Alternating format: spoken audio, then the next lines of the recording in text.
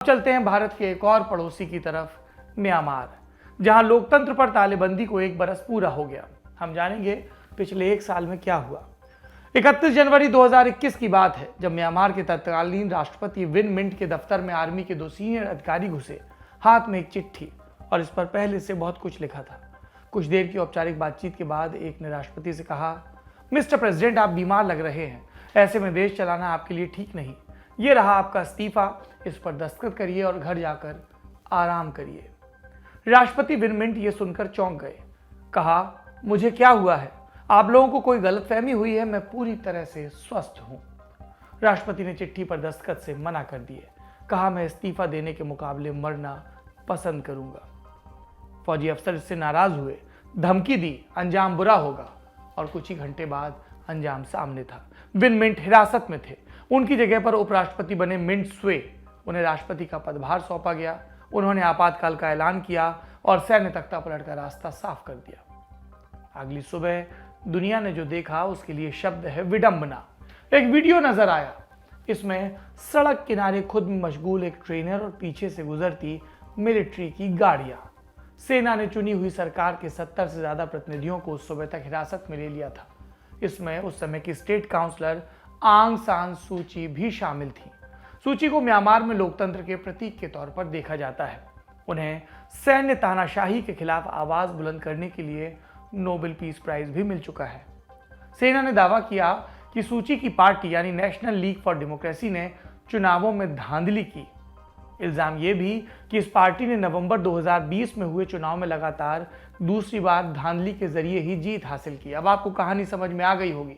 जब सूची की पार्टी को भारी बहुमत मिला तो सैन्य शासन असहज हो गया। सूची को 1 फरवरी को उनकी पार्टी को शपथ ग्रहण की औपचारिकता भर पूरी करनी थी, पर उससे पहले ही फौज ने कांड कर दिया। सूची के ऊपर कुल 17 नए आरोप लगाए गए। ये सभी आरोप सत्य साबित हुए तो उन्हें 173 बरस की सजा हो सकती है। इससे पहले उन्हें 5 चार्जेस में सजा मिल भी चुकी है 1 बरस पूरा होते होते। इसके अलावा पूर्व राष्ट्रपति विन मिंट को कोविड प्रोटोकॉल का पालन नहीं करने के लिए 4 साल की सजा का ऐलान कर दिया गया है।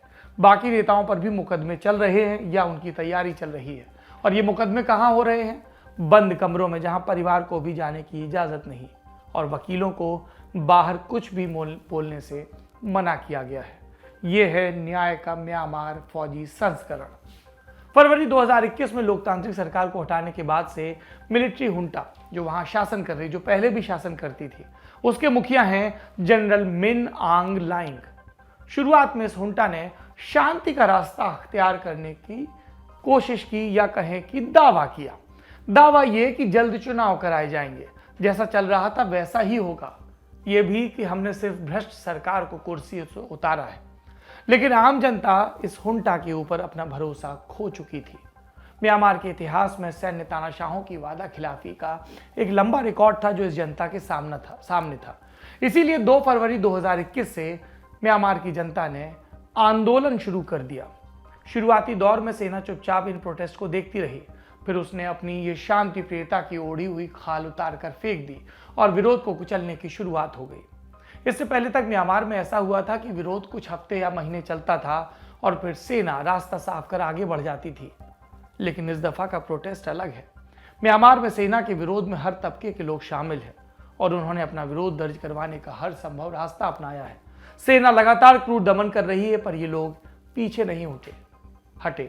टीचर्स स्कूल के बजाय सड़क पर, माँ बाप बच्चों को घर पर रोकने के लिए तैयार, पर तय किया कि वे अपने बच्चों को विरोध की परिभाषा सिखाएंगे। जब अध्यापक सड़क पर लोकतंत्र बचाने की कोशिश कर रहे हैं तो बच्चों को भी साथ जाना चाहिए। डॉक्टर अपना क्लिनिक छोड़कर प्रदर्शन में घायलों की सेवा करने में लगे हैं। पत्रकार आम जनता की तकलीफ को तमाम बंदिशों और धमकियों के बावजूद दुनिया तक पहुंचा रहे हैं।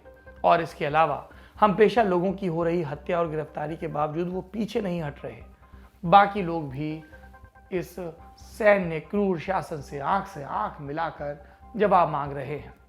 अब आपके मन में ये कौतूहल हो रहा होगा कि 1 साल से प्रदर्शन चल रहे हैं तो कितने नागरिकों को इसका खामियाजा भुगतना पड़ा। आंकड़े बहुत स्पष्ट नहीं हैं, अलग अलग संस्थाएं अपने हिसाब से बता रही हैं। मसलन ये एक आंकड़ा जो 13 जनवरी 2022 को assistance association for political prisoners की रिपोर्ट के जरिए सामने आया। इसके मुताबिक एक साल के प्रोटेस्ट में 1463 लोगों की जान गई। कुछ रफ्तों में ये आंकड़ा इससे कहीं ज़्यादा है। कितना ज़्यादा? 11,000 के पार। इंटरनेशनल लेबर ऑर्गेनाइजेशन की रिपोर्ट के मुताबिक एक साल में 16 लाख से ज़्यादा लोग अपनी रोजी रोटी भी गंवा चुके हैं। इसके अलावा रफ्तें पत्रकारों की हत्या या उनके पलायन के बारे में भी हैं। एक आंकड़ा 35 लाख का है। इतने लोग विस्थापन का शिकार हुए। इन सब के बीच सेना के दमन का एक सेट पैटर्न भी दिख रहा है। जिस भी इलाके से उन्हें विरोध की बू आती है वहां बर्बरता दिखाते हैं। पूरे के पूरे गांव में आग लगा दी जाती है, नौजवानों को गिरफ्तार कर लिया जाता है और धार्मिक स्थलों को बम लगाकर उड़ा दिया जाता है।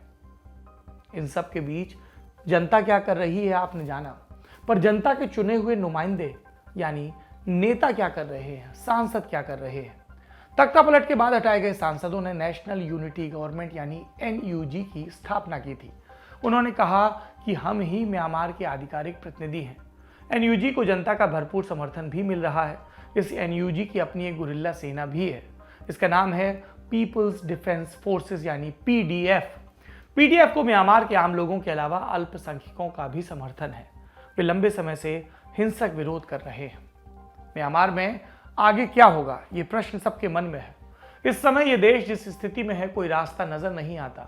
मिलिट्री हुंटा ने 2023 में चुनाव कराने का वादा किया था, पर इसकी संभावना फिलहाल नहीं दिख रही। जानकारों का कहना है कि अगर सेना या एनयूजी में से किसी भी पक्ष ने बढ़त ली तो फिर म्यांमार में शांति की संभावना कम है। देश का ताना बाना इस कदर बिखर चुका है कि सहेजने में लंबा वक्त लगेगा, वो भी तब जब शासन जनता के चुने हुए प्रतिनिधियों के पास आए। पर ऐसा कब होगा, कुछ कहा नहीं जा सकता। म्यांमार के हालात पर न्यूयॉर्क टाइम्स की एक सुर्खी सबसे सटीक बयान देती है। क्या है ये सुर्खी? A year after coup Myanmar is mired in conflict and chaos, यानी तख्ता पलट के बाद एक बरस म्यांमार संघर्ष और अराजकता के दलदल में फंस चुका है। आज इस चैप्टर को याद दिलाने की एक वजह और है। सैन्य तख्ता पलट के एक साल पूरे होने के मौके पर म्यांमार में आज साइलेंट प्रोटेस्ट आयोजित किए गए हैं। लोगों से 6 घंटे के लिए घरों में रहने की अपील की गई। कहा गया इस दौरान हड़ताल करें। सेना ने इसके खिलाफ भी आदेश जारी किया। इसके तहत प्रोटेस्ट में हिस्सा लेने वालों पर आतंकवाद और दूसरी धाराओं में केस चलाया जाएगा, ये धमकी दी गई। कईयों को गिरफ्तार भी किया गया। पर म्यांमार की जनता झुकी नहीं। लोगों ने पहले भी नहीं सुनी थी इस क्रूर शासन की, अब भी नहीं सुन रहे। याद रखिए, जुल्मतों के दौर में भी संघर्ष के गीत हमेशा गाए जाते रहेंगे।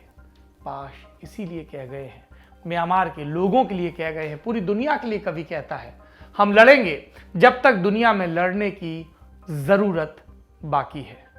आज का दुनियादारी यहीं खत्म होता है। अपना और अपनों का ख्याल रखिए। शुभ रात्रि।